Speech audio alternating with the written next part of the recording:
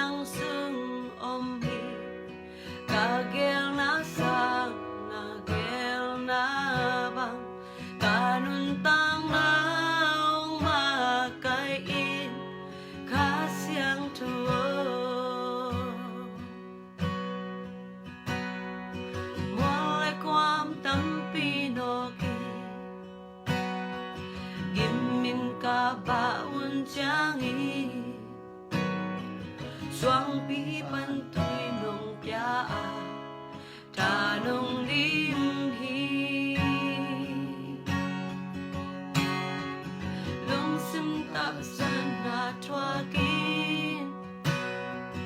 cầm ai kim bằng hong riêng cha bắt tao na ô hong dại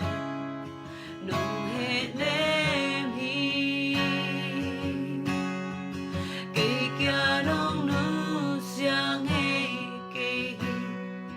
ông mù lâu hoang nông âm bì ta ngày xưa na kèm theo nông thế cả khi tôi mang kia tê nông mù cả khi sắp bên nắng kia na hi cả là mến na nắng xuân bê kỳ cả ghel na sang na ghel na bang cả nun tang na ông ma cây khá xiang chua muan lệ quam tâm pi no kỳ kim min ka ba un chang i xoang pi ban tui nong tia tha nong dim hi lung sim tap sa na thoa kin cầm ai kim bằng hong riêng cha cắt lao na ô hong dại thà nông tia hi vì kia nông nữ xiang hay cây công mù lâu hàng nông âm bì cả ngày suốt na kèm bêu nông thế cả khi tôi mang kia tê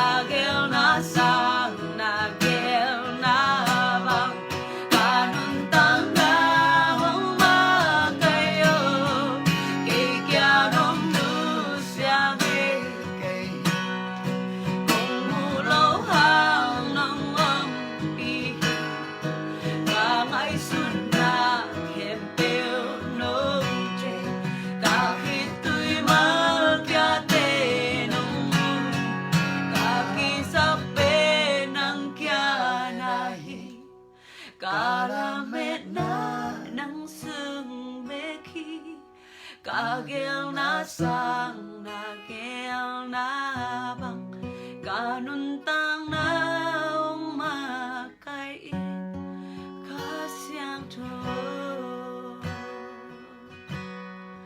Kagil na sang nagil na